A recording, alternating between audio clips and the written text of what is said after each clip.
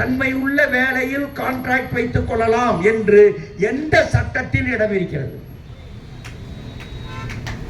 சொல்லுங்க. நீங்க கிடையாது. டிரைவர் கான்ட்ராக்ட்னா என்ன அர்த்தம்? டிரைவர் கான்ட்ராக்ட் ஆமா, அதுக்கு டெண்டர் விடுவானாமா. ஜனநாயக சிற்பிங்களை பாருங்க, எதுக்கு டெண்டரு? டெண்டரு அண்டர்வேரு இதை எதிர்த்து நாம வந்து வழக்கு போட்டோம். முதல் நீதிபதி கரெக்டா கொடுத்தாரு.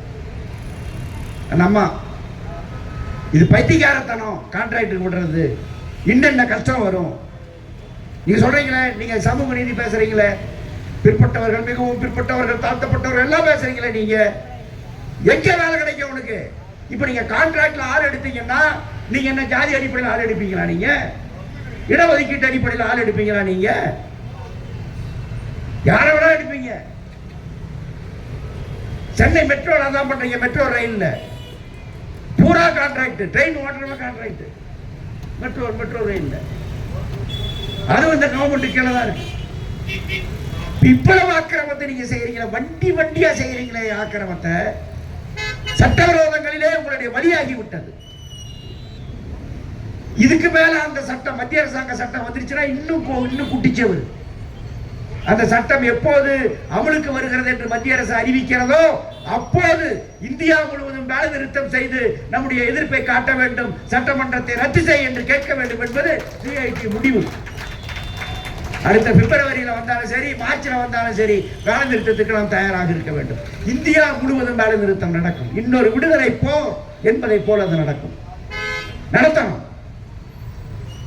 இன்னைக்கு இந்த தொழிலாளிகள், நீ வந்து இப்போ தனியார் மையம் நீங்க போறீங்க, தனியார் மையத்தை கொஞ்சம் கொஞ்சமா திணிக்க நீங்க முயற்சி பண்றீங்க. நீங்க வந்து காலி பணியிடங்கள் இவ்வளவு இருக்கு, வண்டிகள் குறைந்து கொண்டே இருக்கிறது, வண்டிகளின் ஓடும் தூரம் குறைந்து கொண்டிருக்கிறது, கிலோமீட்டர் எஃபிஷியன்சி, ஃபிளீட் யூட்டிலைசேஷன், இதெல்லாம் வந்து புள்ளி விவரங்கள்.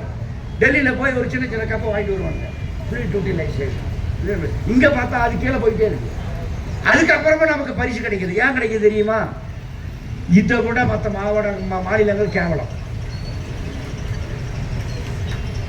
அதனால நாம் தப்பிச்சு வந்துட்டு இருக்கிறோம். இன்னைக்கு ஏற்கனவே எதிலெல்லாம் நாம் சாதனை புரிந்தோமோ அதிலெல்லாம் நாம் தோற்று போய் இருக்கிறோம், தோற்று போய் கொண்டிருக்கிறோம். படிப்படியாகவே எல்லாம் குறைந்து கொண்டிருக்கிறது. இதுக்கு மேல இருக்கிறத ஓட்ட வக்கு இல்லை, இருக்கிறத ஓட்ட துப்பு இல்லை, இருக்கிற செய்யறதுக்கு நாதி இல்லை. இதுக்கப்புறம் எலக்ட்ரிக்கல் வெஹிக்கிள் கொண்டு வருவோம். ஒரு வண்டி 1 கோடி ரூபாய் கொடுத்து வாங்குவோம், 1.5 கோடி ரூபாய் கொடுத்து வாங்குவோம். அதை இன்னொருத்தரிடம் கான்ட்ராக்டுக்கு விடுவோம், அவனே எனக்கு திருப்பி கான்ட்ராக்டுக்கு விடுவான். நாங்கள் 2 பேரும் சேர்ந்து வண்டி பிச்சு தின்போம். என்னடா பேசுறீங்க நீங்க? ஏதாவது உங்களுக்கு அறிவு இருக்கா உங்களுக்கு?